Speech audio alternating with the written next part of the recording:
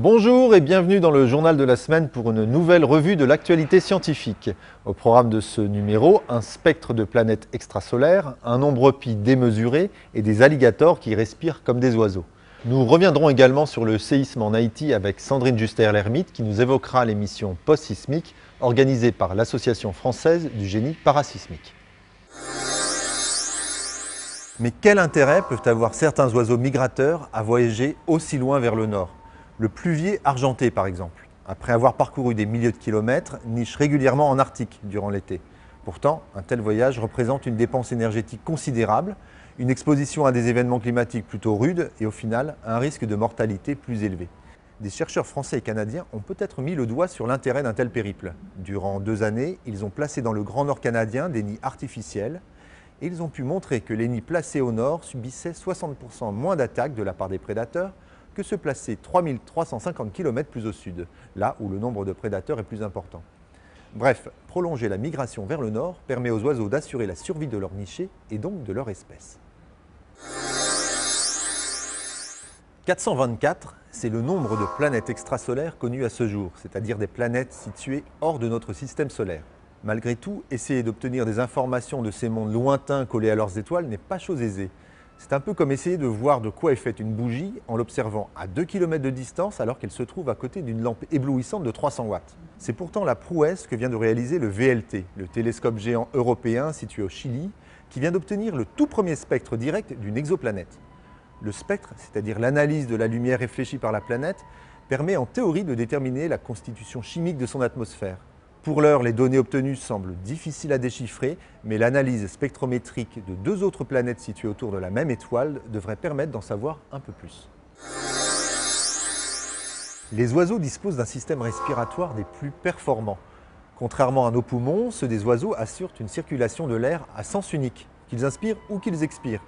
Ce mode respiratoire leur permet une oxygénation optimale, bien utile pour assurer la demande en énergie que réclame le vol.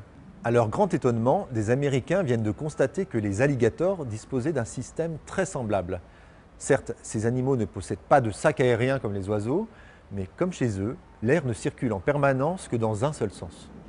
Pour les auteurs, ce mode respiratoire devait déjà être présent chez l'archosaure, un des ancêtres communs des oiseaux et des alligators qui vivaient il y a 250 millions d'années, et il n'est pas exclu que les dinosaures disposaient eux aussi d'un tel système.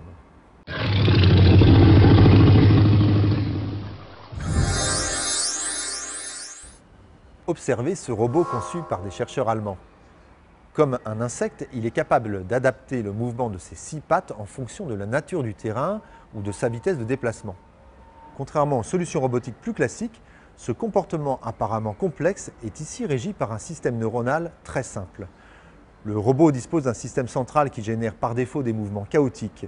Et lorsque l'un des 18 capteurs du robot perçoit quelque chose, un obstacle, un bruit, le système central génère très rapidement et de manière automatique le mode de déplacement le plus approprié. Et quand le gros insecte tombe dans un trou, des mouvements chaotiques lui permettent généralement de s'en sortir. Une approche inédite sans doute plus conforme à ce qui se passe réellement dans la nature. Le nombre pi, vous connaissez ? 314. En général, 4 chiffres après la virgule suffisent pour réaliser les calculs courants. Et pour les physiciens, 15 décimales permettent déjà d'atteindre un degré de précision plus que satisfaisant. Au Palais de la Découverte, la salle Pi présente sur ses murs jusqu'à 704 décimales. Mais visiblement, cette débauche de chiffres ne suffit pas au Français Fabrice Bellard qui vient de porter le nombre de décimales à 2700 milliards, battant ainsi le précédent record détenu par un Japonais. Pour réaliser cet exploit, cet ingénieur informaticien a utilisé un ordinateur de bureau à peine survitaminé et un logiciel de son cru. Le calcul a nécessité au total 131 jours et si le résultat vous intéresse, sachez qu'il tient dans un fichier de 1137 gigaoctets. Depuis 1983, l'Association française du génie parasismique, l'AFPS, organise des missions lors des tremblements de terre de grande envergure. À l'heure où Haïti peine à se relever d'un séisme particulièrement meurtrier, Sandrine Juster-Lermite vient nous parler des missions de l'AFPS.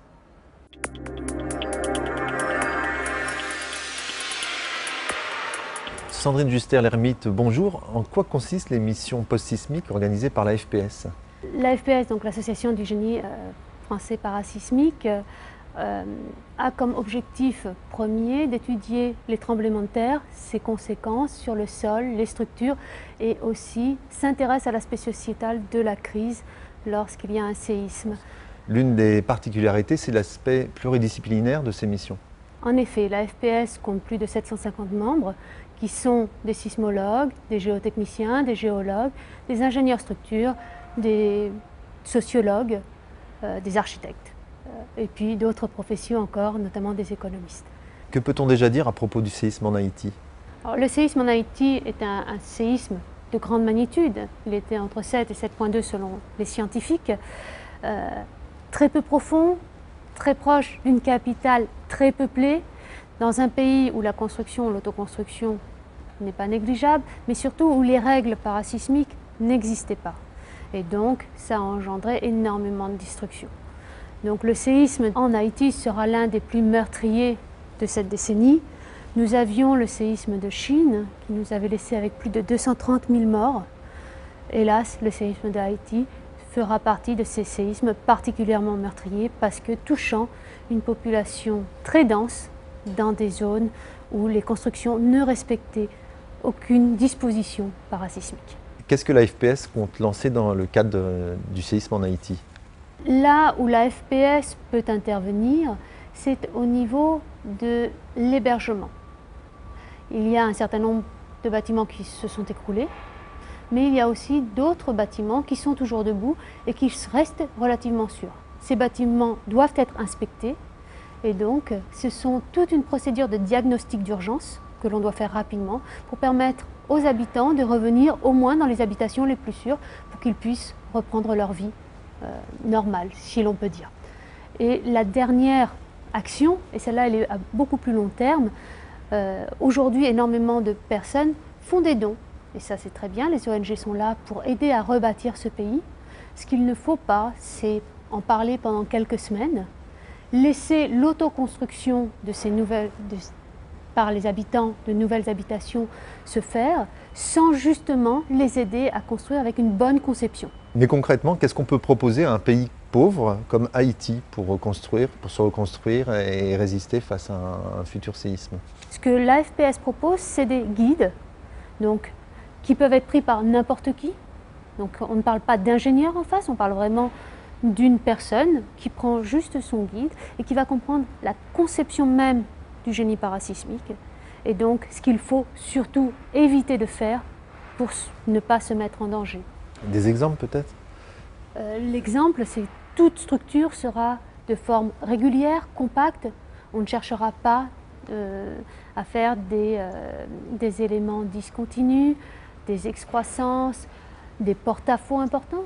Si vous respectez une structure relativement régulière avec des bons contreventements, c'est-à-dire des éléments qui vont reprendre les efforts horizontaux, puisque le séisme, ce sont des efforts horizontaux à reprendre, il n'y a aucun souci. Merci. Ce numéro est terminé. Rendez-vous vendredi prochain pour une nouvelle revue de l'actualité scientifique ou bien sur scienceactualité.fr, le site de la rédaction. À la semaine prochaine.